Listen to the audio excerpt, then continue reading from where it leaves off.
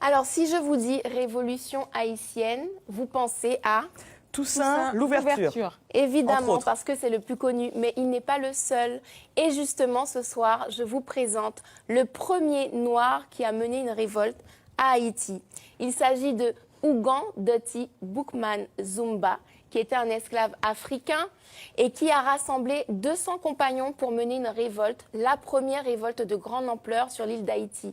Alors, cette réunion était extraordinaire pour l'époque, puisque, rappelons-nous, il n'y avait pas les moyens de communication longue portée et instantanés que nous connaissons aujourd'hui. Pas de téléphone, quoi. Donc, rassembler des centaines d'esclaves qui viennent de plantations très éloignées, c'était un énorme défi.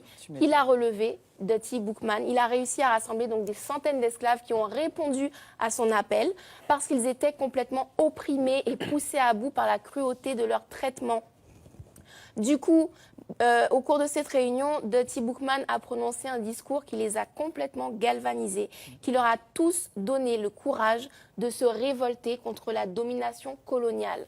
Alors, comment ça s'est passé? Comment ça s'est passé? Eh bien, des esclaves de toute l'île se sont insurgés en même temps, ils se sont donné le mot, et du coup, ils ont incendié plusieurs plantations, ils ont tué des esclavagistes, et cette révolte a duré 10 jours, au cours desquels les esclaves ont goûté à la liberté. Ça veut dire plus de travail forcé, plus de coups de fouet, plus de torture, des familles séparés qui se retrouvent et surtout, ils mangent tous à leur faim.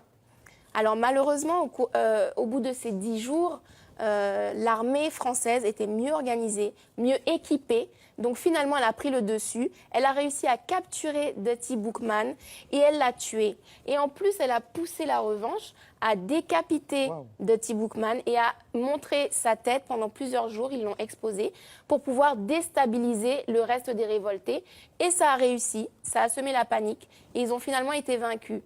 Mais même si cette révolte a fini par un échec, elle aura eu le mérite d'inciter des meneurs par la suite à continuer cet élan de révolte, comme c'est le cas de Jean-François, de Biassou ou encore de Toussaint l'ouverture, le fameux, et de Jean-Jacques Dessalines.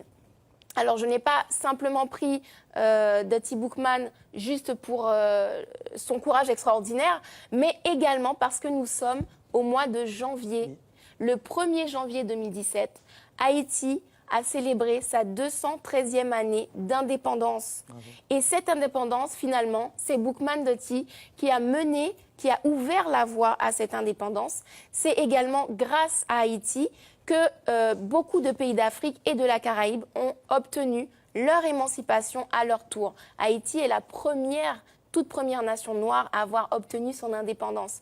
Donc j'ai un message pour la communauté haïtienne de Guyane qui nous regarde.